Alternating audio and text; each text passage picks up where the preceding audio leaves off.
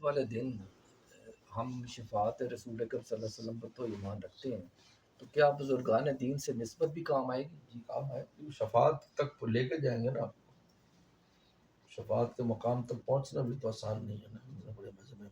بدروں کی جو نسبت وسلم آپ نے فرمایا کہ جو میں سب سے پہلے اہل مدینہ کی شفاعت کروں گا،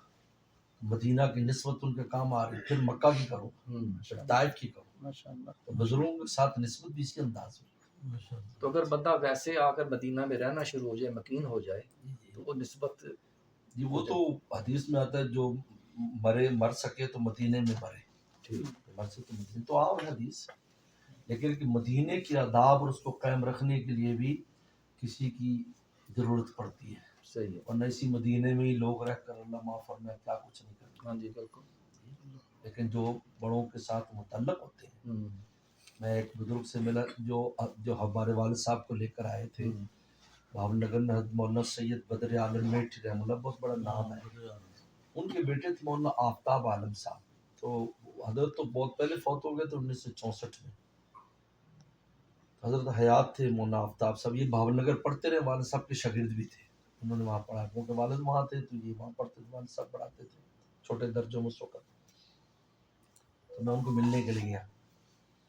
تھوڑی سی خیریت کے بعد پھر انہوں نے آداب مدینہ پر پورے 1 گھنٹہ بولتے ہی رہے، مجھے نہیں بالکل بولنے دیا، یار تو میں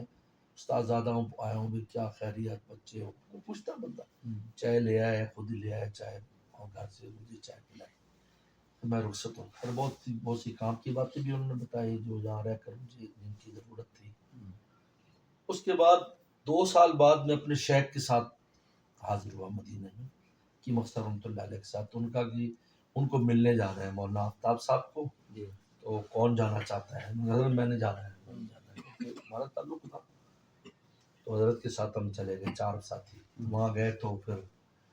حضرت بھی باتیں سنا رہے ہیں، وہ بھی کر رہے ہیں دونوں، اور چائے وغیرہ چل رہی، انہوں نے پھر کہا کہ میں کسی کو بولنے نہیں دیتا جب ملنے کو جاتا ہے، اس وقت نہیں یہ راز کھولا، میں بولنے نہیں دیتا اس لیے کہ ایسی بات نہ کر دے جو مدینے کی زمین کے لائق نہیں ہے، میرا بھی اخراج نہ ہو جائے۔ اس سمجھ میں آیا کہ بھئی عام بندہ جو بھی ہے ان کو بولنے نہیں دیتے،